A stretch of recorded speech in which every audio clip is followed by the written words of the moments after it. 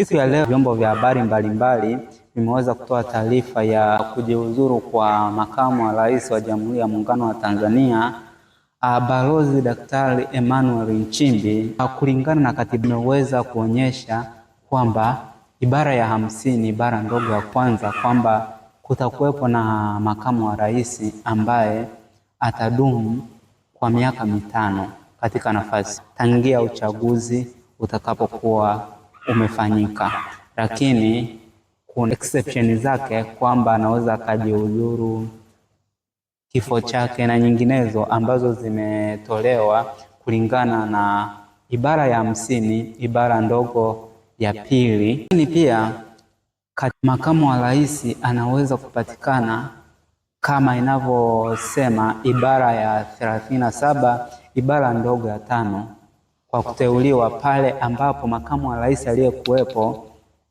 labda kwa kujiuzuru kwa rais au kufariki na vinginevyo, yule aliyekuwepo kuapishwa kama rais, na pale ndipo atakapoteuliwa makamu wa rais mwingine.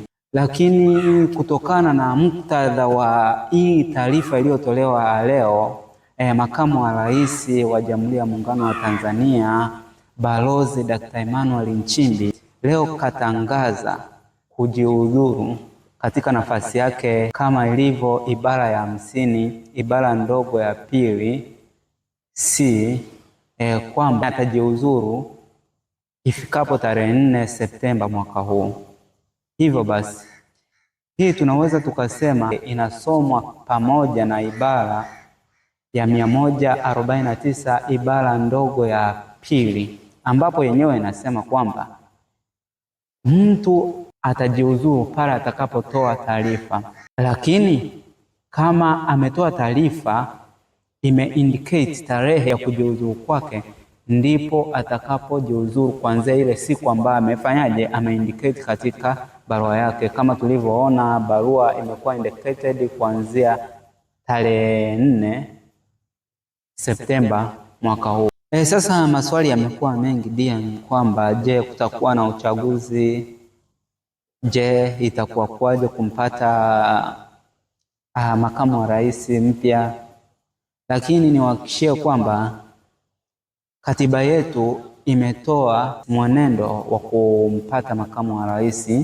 Ibara ya 50 ibara ndogo ya 4 yenyewe imesema kuanzia ile siku ambayo makamu wa rais ametangaza kujiuzuru, rais atatakiwa ndani ya siku zisizozidi 14 kuteua mtu mmoja ambaye hilo jina atalipeleka bungeni, na bungeni huyo mtu atapigiwa kura za ndio na hapana, na kupatikana kwake kutatokana na majority votes. Kama wengi watasema ndio, huyo mtu aliyependekezwa na rais atakuwa amepitishwa, lakini watu wengi wakisema hapana, huyo atakuwa rais atapewa room nyingine ili kuteua mtu mwingine ambaye atampendekeza. Vile vile atampeleka bungeni ili kupigiwa kura ya ndio au hapana, na kura zitakazokuwa nyingi